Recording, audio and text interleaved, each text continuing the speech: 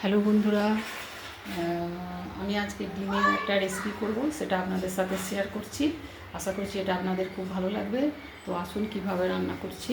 তো এখানে আমি ডিম নিয়েছি, কিছু মশলা এসব নিয়েছি। এবার রান্নাটা শুরু করব। এখানে চাটু বসিয়ে দিয়েছি। এবার ডিম ভেঙে প্রথমে ভেজে নেবো ডিম কটাকে। 4টে ডিম নিয়েছি, 4টে ডিম রান্না করবো। এগুলো সব ভেজে নেবো। ডিমটাকে সব ডিমগুলো এরকম উল্টে পাল্টে ভেজে নিয়েছি চাটের মধ্যে গোল করে দিয়ে, আর এরকম করে একটু উল্টে উল্টে ভেজেছি।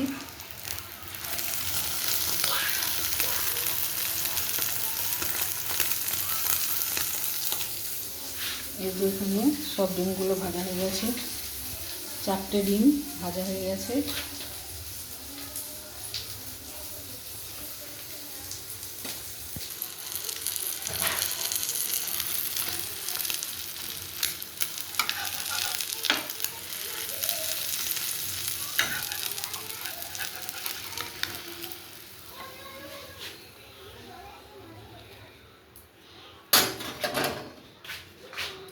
আরও তেল দিয়ে দেবো, সর্ষের তেলে রান্নাটা হচ্ছে।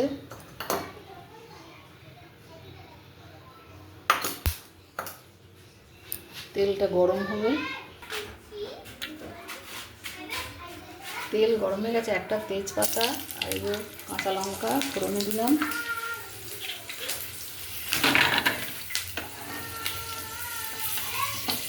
এবারে পেঁয়াজ কুচিটা দিয়ে দিচ্ছি।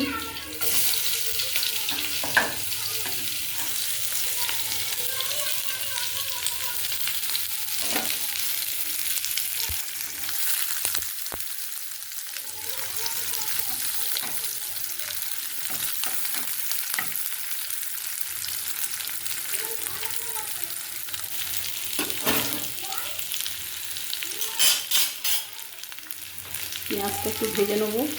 পেঁয়াজটা খানিকটা ভাজা হয়েছে। এবার এতে একটু রসুন গ্রেট করা আর একটু আদা গ্রেট করা একটু দিয়ে দিচ্ছি।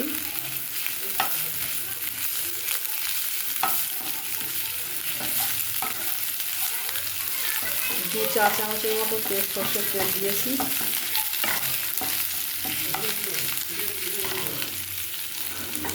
এতে টমেটো দিয়ে দিচ্ছি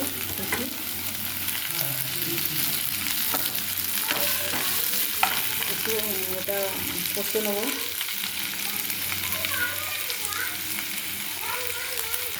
পেঁয়াজ আদা রসুন আর টমেটো কুচি কষা হয়ে গেছে।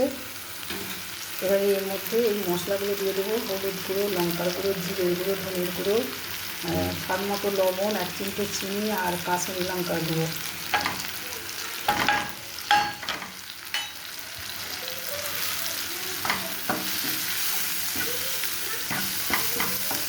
এবার এতে একটু জল দিয়ে দেবো।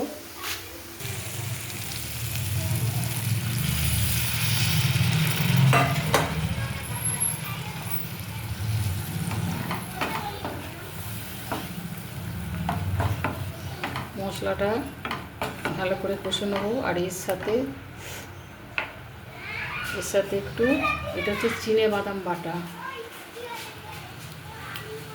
গোটা 10 থেকে মতো চিনে বাদাম বাটা দিয়েছি। কষে নেবো এর সাথেই, মশলার সাথেই।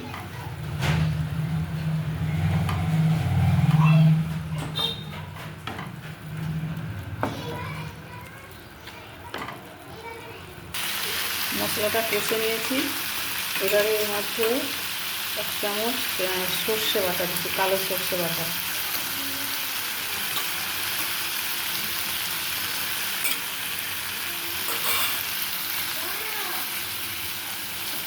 এটাও এর সাথে হালকা কষে নেব।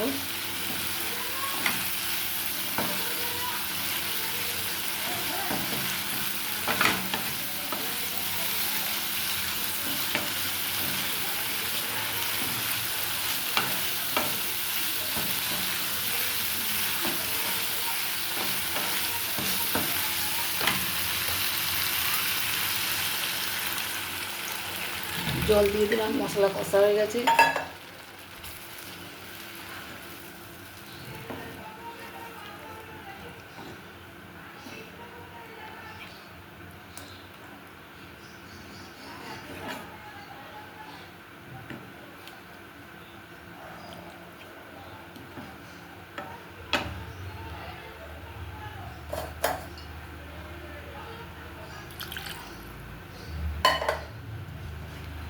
ঝোলটা এবারে ফুটবে।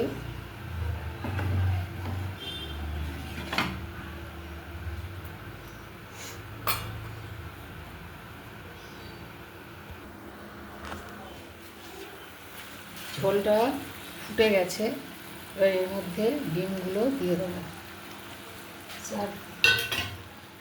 চারখানা ডিম দিয়ে দিলাম।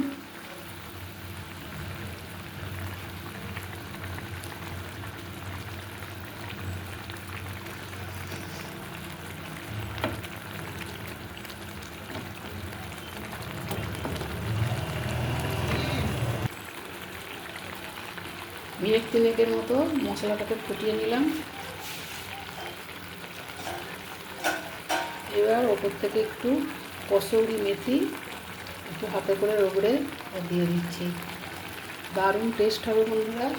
এই কসুরি মেথিটা লাস্টে দিলাম। সর্বমোট খুব সুন্দর খেতে হয় এইভাবে রান্না করলে।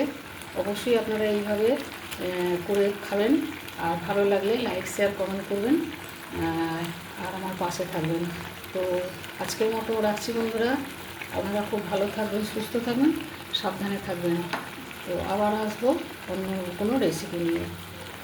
তো এখানে কাঁচা বাদাম, চিনে বাদাম বাটা আর কসুরি মেথি দিয়ে ডিমের কারি করলাম, ভাজা ডিমের কারি। তো খুবই সুন্দর হয়েছে বন্ধুরা খেতে। অবশ্যই আপনারা এরকমভাবে করে খাবেন, আর ভালো লাগলে লাইক শেয়ার কমেন্ট করবেন, আমার পাশে থাকবেন। তো আজকের মতো রাখছি। আপনারা খুব আবার আসবো অন্য কোনো রেসিপি নিয়ে।